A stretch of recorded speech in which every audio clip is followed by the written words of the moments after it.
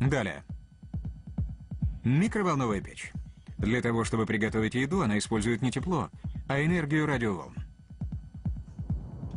Когда печь не похожа на печь. Когда она не использует тепло. Именно такова микроволновая печь. Она разогревает еду без энергии тепла.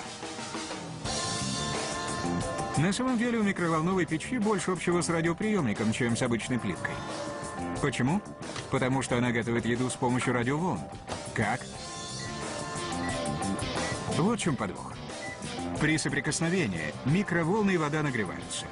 Для того, чтобы разогреть продукт в микроволновой печи, в нем должна быть вода. Даже в капле воды содержатся миллионы молекул. При попадании в них микроволновых лучей они начинают раскачиваться, врезаясь друг в друга. В процессе этого трения выделяется тепло.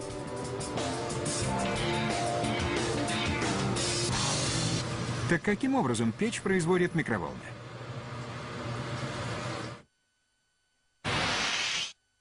Микроволновая печь состоит из духового шкафа, панели управления, волновода, вращающейся подставки, трансформатора, конденсатора и, наконец, магнетрона. Это главная часть микроволновки. То, где все происходит. Панель управления направляет электрический ток в трансформатор. Трансформаторы и конденсаторы наращивают мощность и передают ее в магнетрон. И магнетрон поглощает эту энергию. И в огромных количествах. Потому что вот что происходит. Магнетрон поглощает 4000 вольт электроэнергии, произведенной трансформатором и конденсатором, и превращает ее в электромагнитное излучение для приготовления еды, в микроволны. Но как он устроен? Чтобы это выяснить, давайте немного поработаем.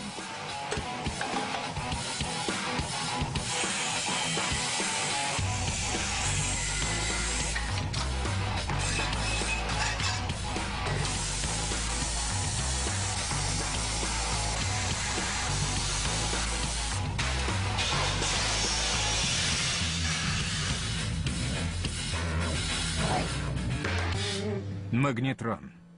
Звучит как что-то очень сложное. Но внутри этого магнетрона совершенно пусто. Это вакуумная трубка с пустыми отсеками. Внутри нет даже воздуха.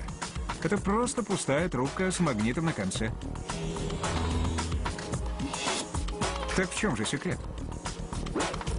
Внутри магнетрона на провод поступает форсированный электрический ток. Он направляет электроны, энергетические частицы, известные как электричество, к внешнему краю трубки. Но не просто наобум. Два магнита на каждом конце трубки создают магнитное поле. Оно заставляет электричество выходить из медного провода лучами электронов, подобно спицам на велосипедном колесе.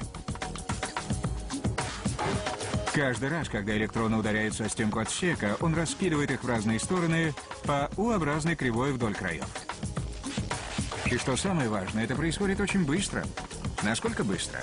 Попробуйте нарисовать 5 миллиардов букв U за 1 секунду. Вот как быстро. При перемещении туда и обратно на такой скорости электричество создает микроволны. Ого, ну ладно. Теперь у нас есть микроволны. Что дальше? Антенна, расположенная внутри магнетрона, посылает микроволны на волновод. Задача волновода — направлять микроволны в духовой шкаф. Стенки шкафа сделаны из металла, и металл отражает микроволны как зеркало, так что они отскакивают от стенок.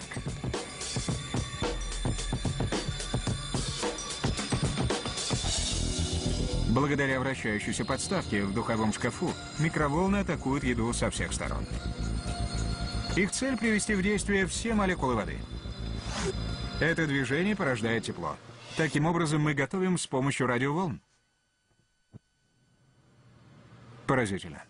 Микроволновая печь — это единственная печь, которая не производит тепло. Она производит микроволны и радиоволны, которые производят тепло. И все благодаря магнетрону. С помощью высокого напряжения магнитов он создает мгновенное электромагнитное излучение, те самые полезные микроволны. А затем нужно немного воды, которая уже находится в пище, и просто. Как только молекулы воды приходят в движение, можно готовить. Наполовину печь, наполовину радио. Таков секрет микроволновой печи.